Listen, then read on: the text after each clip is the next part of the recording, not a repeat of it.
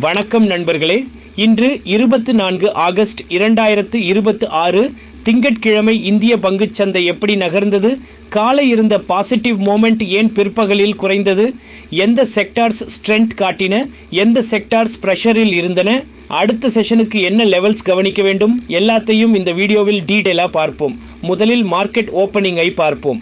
இன்று காலை இந்திய சந்தை பாசிட்டிவ் தொடங்கியது. 9:30 மணிக்கு நிஃப்டி 50 24,304.55 வரை உயர்ந்தது. அதே நேரத்தில் சென்செக்ஸ் 77 1744.85 வரை சென்றது. ஆரம்ப ட்ரேடில் ஐடி, மெட்டல் மற்றும் ரியாலிட்டி செக்டார்ஸ் நல்ல சப்போர்ட் கொடுத்தன. மிட் கேப் மற்றும் ஸ்மால் கேப் இண்டெக்ஸஸ்லும் பாசிட்டிவ் மொமெண்டம் இருந்தது. ஆனால் காலை இருந்த இந்த ஸ்ட்ரெங்க் நீண்ட நேரம் சஸ்டெயின் ஆகவில்லை. 11:30 மணி அளவில் மார்க்கெட் ஏர்லி கெயின்ஸை ஆல்மோஸ்ட் முழுவதும் இழந்தது.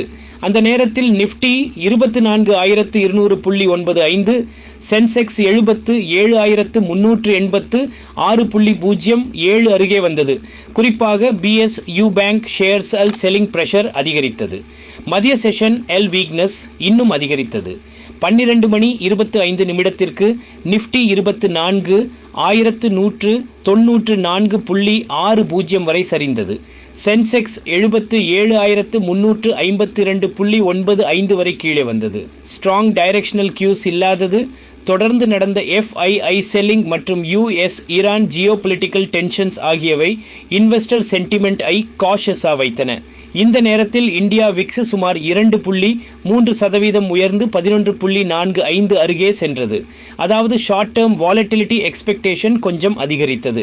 பிற்பகல் 1 மணி 30 நிமிடத்திற்கு மார்க்கெட் புதிய இன்ட்ராடே லோக்கு சென்றது. நிஃப்டி 24,172.15 மற்றும் சென்செக்ஸ் 7,304.31 வரை கீழே வந்தன.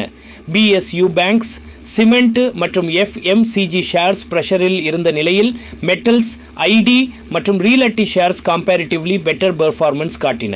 ஹிண்டால்கோ, இன்ஃபோசிஸ், HCL டெக், விப்ரோ மற்றும் டாடா ஸ்டீல் போன்ற சில ஸ்டாக்ஸ் கெய்னர்ஸ் லிஸ்டில் இருந்தன. 2 மணிக்கு பார்த்தால் வீக்னஸ் தொடர்ந்தது. சென்செக்ஸ் 278.37 பாயிண்ட்ஸ், அதாவது 0.36% சரிந்து 77,262.46 அருகே இருந்தது. நிஃப்டி 88.60 பாயிண்ட்ஸ், அதாவது 0.37% சரிந்து 24,163.40 அருகே ட்ரேட் ஆனது. இந்த ஸ்டேஜில் பேங்கிங் மற்றும் ஃபினான்ஷியல் சர்வீசஸ் ஷேர்ஸ் பெஞ்ச்மார்க் இண்டிசஸை அதிகமாக ட்ராக் செய்தன. ப்ராடர் மார்க்கெட்டை பார்க்கும்போது பிக்சர் மிக்ஸ்டாக இருந்தது. மிட் கேப் இண்டெக்ஸ் ஆல்மோஸ்ட் ஃப்ளாட்டாக இருந்த நிலையில் ஸ்மால் கேப் இண்டெக்ஸ் சுமார் 0.31% கீழே இருந்தது. அதாவது லார்ஜ் கேப் இண்டிசஸ் வீக்னஸ் காட்டினாலும் ப்ராடர் மார்க்கெட் முழுவதும் பெரிய பேனிக் செல்லிங் இல்லை. இப்பொழுது இன்று மார்க்கெட்டை பாதித்த முக்கிய காரணங்களை பார்ப்போம். முதலாவது FII செல்லிங். ஃபாரின் இன்வெஸ்டர்ஸ் தொடர்ந்து செல்லிங் சைடில் இருந்தது சென்டிமெண்ட்க்கு நெகட்டிவ் ஃபேக்டர். கடந்த ட்ரேடிங் செஷனில் FPIS சுமார் 542.71 கோடி ரூபாய் அளவுக்கு நெட் செல்லர்ஸாக இருந்தனர். அதே நேரத்தில் DIIS சுமார் 2,124.14 கோடி ரூபாய் நெட் பையிங் செய்தனர். டொமஸ்டிக் இன்ஸ்டிடியூஷன்ஸ் சப்போர்ட் கொடுத்தாலும் ஃபாரின் செல்லிங் மார்க்கெட் அப்சைடை கட்டுப்படுத்தியது. இரண்டாவது US Iran geopolitical tensions. Global geopolitical uncertainty காரணமாக investors risk assets aggressive buying செய்ய தயக்கம் காட்டினர். இதனால் இந்தியன் மார்க்கெட்டில் ஸ்ட்ராங் ஃபாலோ த்ரூ பையிங் கிடைக்கவில்லை. மூன்றாவது குளோபல் கியூஸ்.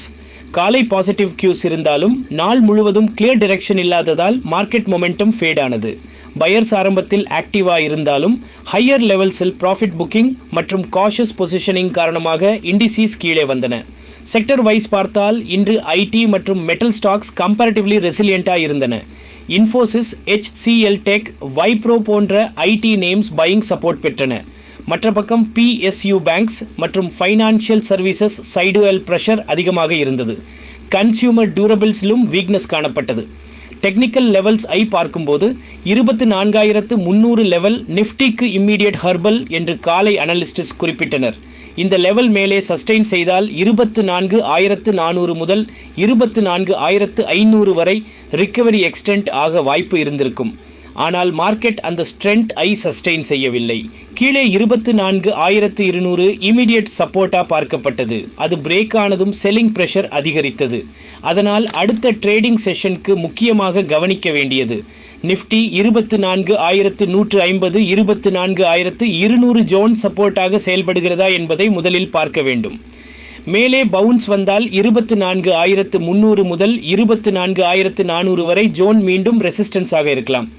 பேங்கிங் ஸ்டாக்ஸ் ரெக்கவரி கொடுக்கிறதா, FII செல்லிங் குறைகிறதா, குளோபல் ஜியோபாலிட்டிக்கல் நியூஸ் எப்படி வருகிறது, இந்த மூன்றும் டைரக்ஷனை தீர்மானிக்கலாம்.